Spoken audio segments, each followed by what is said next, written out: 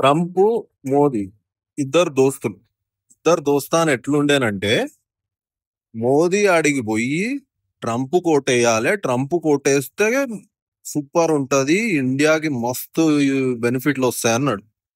ఇప్పుడు ఏమైంది మళ్ళా దోస్తానా? ఏడబోయిందో దోస్తానా తెలియదు కానీ ట్రంప్ మన మీద ఫుల్ ట్యాక్స్లు వేసిండు. టారిఫ్ అంటే గదే ట్యాక్స్. ఇప్పుడు ఏమైతుంది, ఈడికెళ్ళి పంపించే ప్రతి వస్తువు కూడా ఆడ మస్తు రేటు కొనాల్సి వస్తుంది. మస్తు రేటు కాళ్ళు ఎందుకు కొంటారు? బంగ్లాదేశ్ పోతారు, వియట్నాం పోతారు, అక్కడికి వెళ్ళి కొనుక్కుంటారు. ఆడికెళ్ళి కొనుక్కుంటే మనకు నష్టం. మనకు నష్టం అయితే ఇండియాలో ఉండే ప్రజలు నష్టపోతారు. ఈ అన్నిటి మధ్యలోకి వెళ్ళి బైకాట్ షుగర్ అని, బైకాట్ పెప్సీ అని, బైకాట్ కోక్ అని, ఇవన్నీ బైకాట్ చేయమంటారు. ఎందుకు? అవన్నీ అమెరికన్ కంపెనీలు. నిజం చెప్పురి, మనోళ్ళు బైకాట్ చేస్తారా? పొద్దున బైకాట్ అంటారు, సాయంత్రం పోతారు కోకో కోలా కొనుక్కొని తాగుతారు. మనోళ్ళు అయితే థమ్స్అప్ కొనుక్కొని తాగుతారు. మళ్ళా మనకు థమ్స్అప్ కలవకపోతే నడవాలి.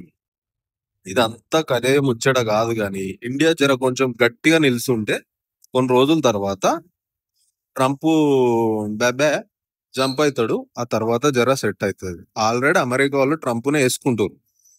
అద్రాబాయ్ మాకి పంచాయతీ, నువ్వు రేట్లు పెంచితే మేము తెచ్చుకునే వస్తువులకు రేట్లు పెరుగుతాయి.